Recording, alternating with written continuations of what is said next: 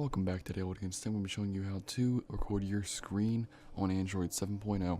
First thing you're going to do is go into your app drawer wherever your whole app section is listed, and you want to search for Google. No, you want to go Play Games. You should see this little green icon with a green controller. You want to tap on that. It'll bring you to Play Now. This section can also be found in the App Store. And then you'll see record gameplay, capture every awesome move. And now you see how it's set to Clash Royale. Just by tapping record gameplay, it tells me I'm already recording.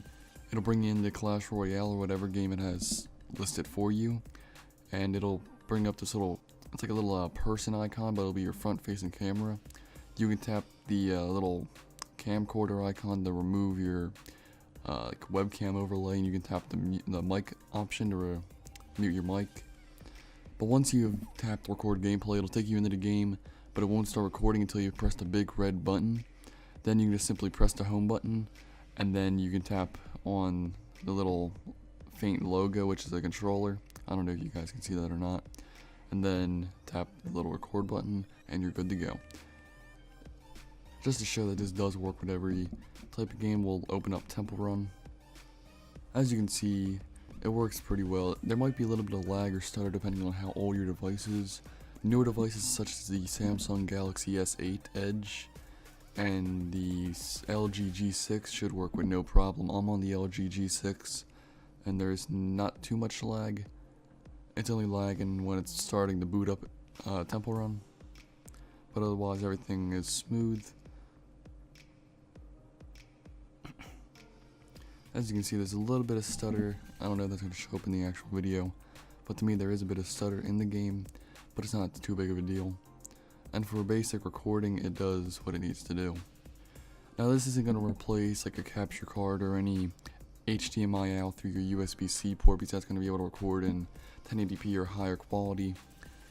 But this should work with no problem if you're just trying to play basic games and you're trying to start out and you don't have anything to start with, such as a USB-C to HDMI adapter, and then you have to put it into like an Elgato or a capture card to be able to put it onto a computer. This is like a basic way if you're just trying to run a YouTube channel off your phone. So you can just simply record your video, put it in your photo gallery, and then simply put it into like a cell phone editor and upload it straight to YouTube, so you don't need a computer to run your YouTube channel. The only downfall to this is that it doesn't support 1080p, or it won't allow you to do more than 720p, so you will be stuck with 720p at I believe 30 or 60 FPS.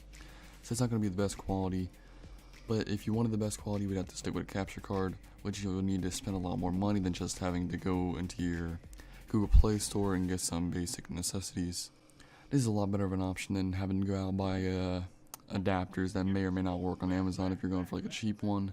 Certified ones are going to cost you a premium since they are a certified adapter. But this is a cheap way to start off, and if you don't have anything else, this is probably your best bet for a quick, simple way, and you don't have to root your device or do any third-party application that may damage your device in the long run. Overall, this works pretty well. I also believe that you can mess around in the settings and stream this to Facebook Live or Instagram. I'm not too sure about that, but I'm pretty sure you can.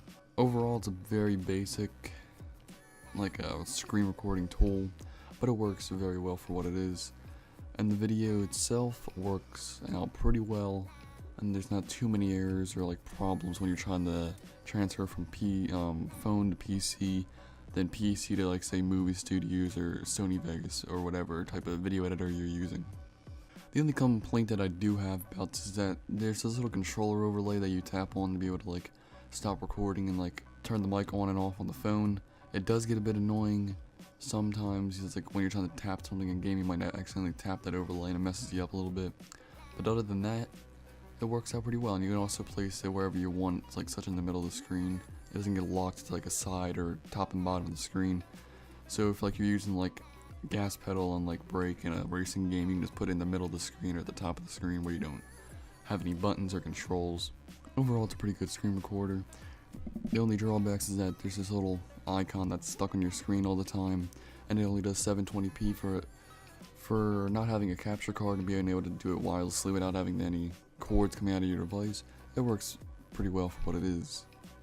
Thank you so much for watching. Be sure to drop a like down below if you did enjoy, and post a comment on what you want to see next, such as like a top 10, top 5, or a top 20, whatever you want to see, such as maybe games, entertainment, wallpapers, news and school type applications or social media.